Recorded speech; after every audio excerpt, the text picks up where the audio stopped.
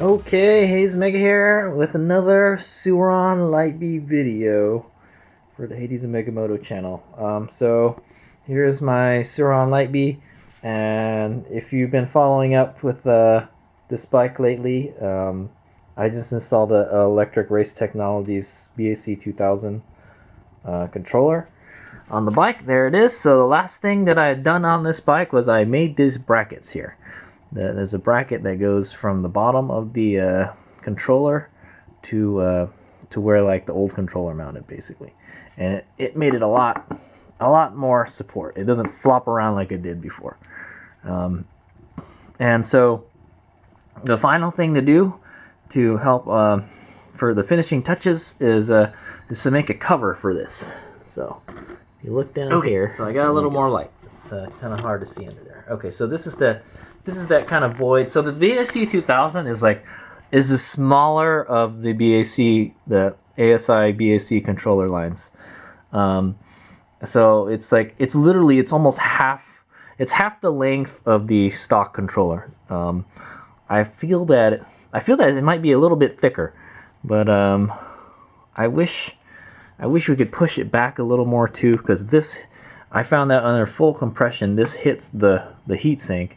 Not really bad though, and that's at full compression. You have to pretty much just bottom it out. Ugh, there's a lot of mess underneath there. So so that's another reason.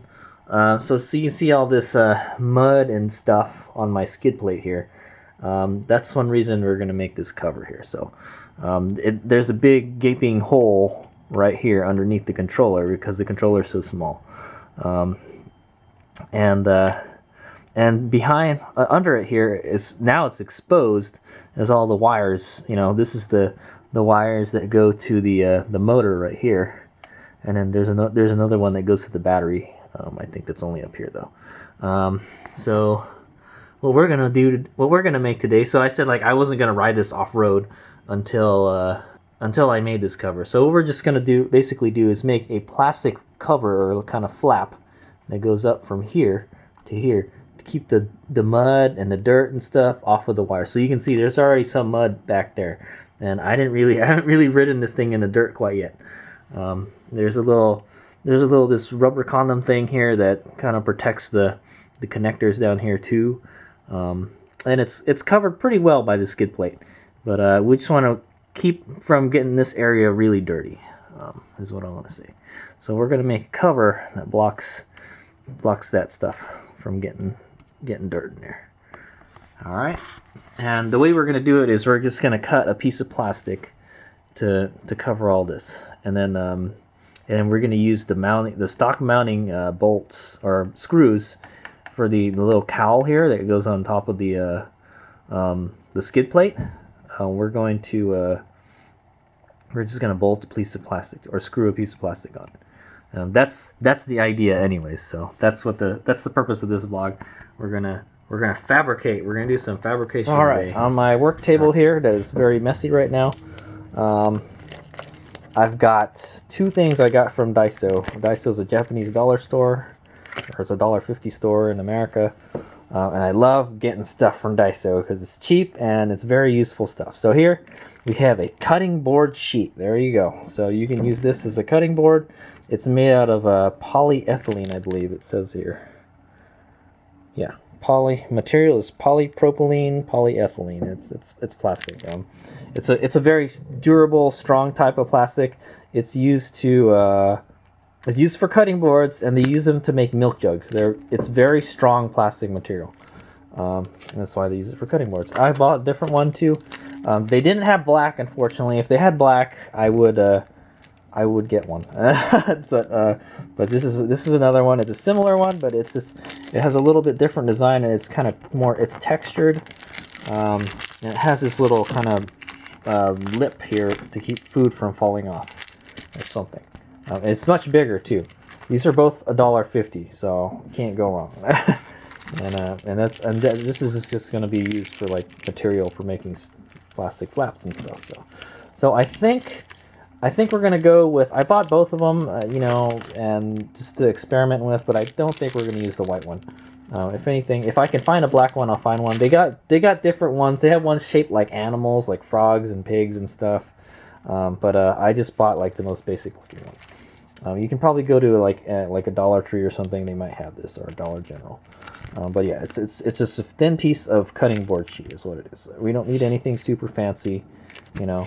And I only paid $1.50 for it, so why the hell not, you know? And if I mess up, I'm only shy $1.50, so I don't really care. So this is what we're gonna use. It's a kind of clear. It's kind of clear. I don't know what to say. It's like a matte finish sheet. So I think I can't find black, so we'll go with clear. So it'll be kind of cool. You can see through it. All right. And to cut it, we're going to use scissors, or these, what did they call these? Tin snips. So you can actually cut it. Some heavy-duty scissors is what you're going to need. So we're going to use these. Okay. And it's pretty simple. The idea is to cut this so it fits. It covers the hole, and then we're going to drill 2 holes into it, so we can screw it on, basically, and then we can make use of these screws here, and then it'll be pretty much similar, very similar to stock. Yeah. All right. Okay. So one thing we could do before we start actually cutting the plastic is to make a stencil. So what we're gonna use to make a stencil. So like just in case, so we don't mess up the first time. We got something. You got something to measure with. So I'm gonna use this piece of old cardboard that I found in the recycle bin, and we're gonna mate it up to this.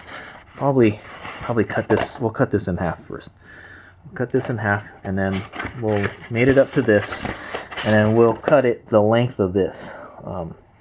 However wide this part is right here. Okay, and then we'll poke some holes in it. And hopefully. Okay, so I've cut it in the kind of general shape that we want to start like mating it up with. So it's too wide still. So what I'm gonna do is we're gonna go get a marker and mark it where we want to cut it. I'm gonna hold this up to here and then just mark it with the marker. Okay, before we do that, let me go take these screws out.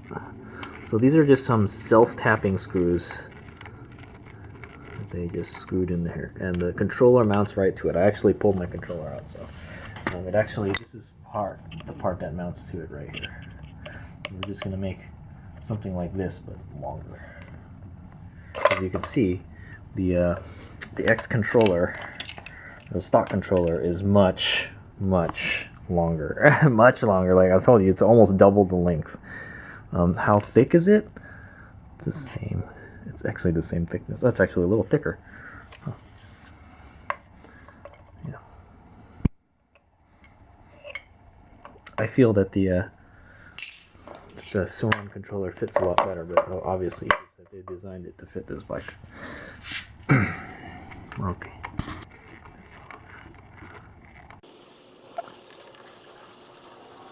Okay, so I marked how wide it should be. So I'm just gonna cut a straight line down here, or I'll just get a ruler. I'll get a ruler and make a straight line. So I use one of these triangle square dealies to draw a perpendicular line. I think it's a little bit off, but whatever. It doesn't have to be perfect. And then so we're gonna cut this, and then that should be the right length, or the right. Just gonna cut along the line.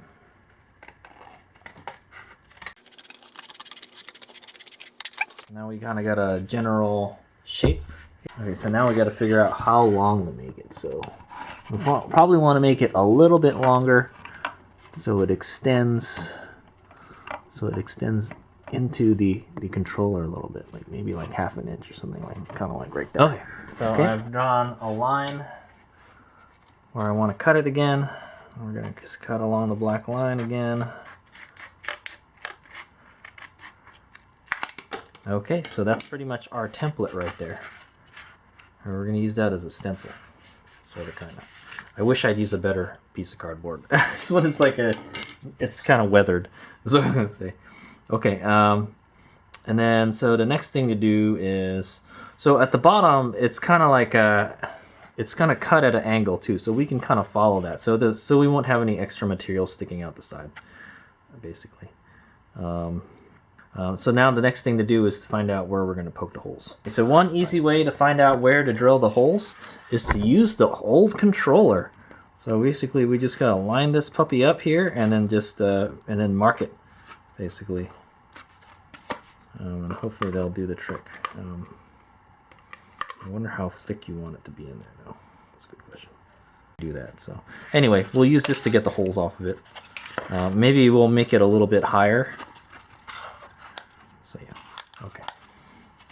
Okay, I got a finer pen right here, and basically we're just gonna use this as a stencil. Make a mark. Same thing for the other side. I wish I'd used a better piece of cardboard.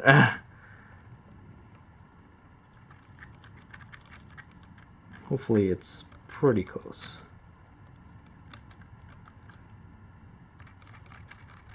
Okay, it's a good thing I didn't sell this controller yet, because I could still use it. Okay, so what I'm gonna do is so these are the marks where we're gonna drill it, but we're going to move it just a little bit lower. So we probably want to start drilling somewhere here. So I want it to stick up a little. I want it to stick out a little bit. We can always shave off a little bit if it's not enough. So. Okay, so that's the exact point where we're going to drill. Oh, I know the right one is a lot better than the left one. Okay.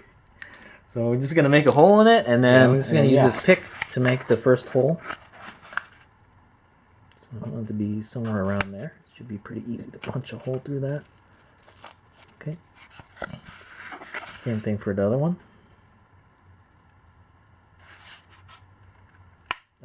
I know we could just kind of just trial and error this, but it's got to be precise. We can make adjustments later. Okay, so that's where our holes are going to be. Maybe that's okay. Ta-da! There it is. So the holes were right on the money. So I'm thinking we should revise the design. So that's the rough draft right there. It looks pretty good. So the finishing touches will be we'll kind of cut this part off right here, so it doesn't stick out like that, or we'll just cut it at an angle diagonally. So it's not so pointy. I feel that we need to make it wider. It's not wide enough. Yeah, we can make it much wider. We can make it much wider, and then we can fold it. We can fold it into here so it fits. So we can cut it like this. We cut it in like this and down like that, like at an angle, and then we just kind of fold, and then we'll fold this part in. We'll have another flap going this way, so it fits into here. Because there's a gap here now. There's a sizable gap. Now this will work okay. This will keep most of the crud off of your wires and stuff. So, is what I'm gonna say. But so what we're gonna do is I'm gonna try to make a wider version of this, because we got a lot of extra scrap material, and we'll make a wider one, and then we'll cut it in like this, and cut. We'll make it wider, but we'll cut it like in here and down here. And then there'll be another flap here, and it's flexible, so it's okay. And we can probably bend it a little bit, and then yeah, it'll just come up to here. Because there's still a gap on the sides here, so some water and stuff will still get in there. This is okay. We're trying to get the majority of it. I mean, honestly, I think this will be fine right here. Okay, so let's go back to the drawing board. So there you go. I made a wider one now. Basically it's 4 millimeters wider. It's 4 centimeters wider. I did 2 centimeters on each. It's a little less than 2 centimeters. It just so happens that this box that I cut right here was like pretty much just the right size. Yeah. So and then I I use this to make the holes right here, and then we're gonna try to mate it up and then figure out how much we need to cut so it'll fit in there. I don't think it'll fit. Yeah, it doesn't fit. We gotta already start bending it. That's what I want to say. Okay, so there it is. That's pretty much what we're gonna make right there. So it's a little floppy, but the stuff that we're installing is flexible, so it covers the side much better. There's no gaps on the side, and it kind of, you're gonna have to fold it back into here a little bit. It's gonna press against the sides here, but that's good. It makes a good seal. And then we still need to kind of clean this up, but I think what we'll do is when we get the plastic part on there, when we put the plastic, it'll be clear, and we can draw where we want to cut it, you know, to follow the contours. It looks good, man. I like it. So that's pretty much what it's going to look like, but it's going to be the clear plastic. I pretty much got it. So I'll take it out and I'll show you what I got. I just took the screws out. Just take it out like that. So it's actually too wide, but what we're gonna do is we're just gonna roll the edges like it is right now. Okay, and then we tuck the bottom parts into here, and that'll help it. It'll help it seal. And yeah, so basically that's it. That's how wide it is. I could use this as a template to make other ones too. So that's how wide it is. And then there's a cut right here, and I'm not gonna lie, I've kind of freehanded it a little bit there. It's not even, so but I'm like, whatever, it's okay. Because like it's not like, it kind of acts as like kind of like a gasket too, sort of. So it just I cut these notches here so we can fold those onto there, and so it doesn't stick out a whole lot here. If it came out past that, you won't be able to fold it in there, so you have to cut those notches out. Okay, so I'm going to go ahead and use this as a stencil, and we're going to cut the plastic finally. And then we'll drill the holes for the screws, and then we should be good.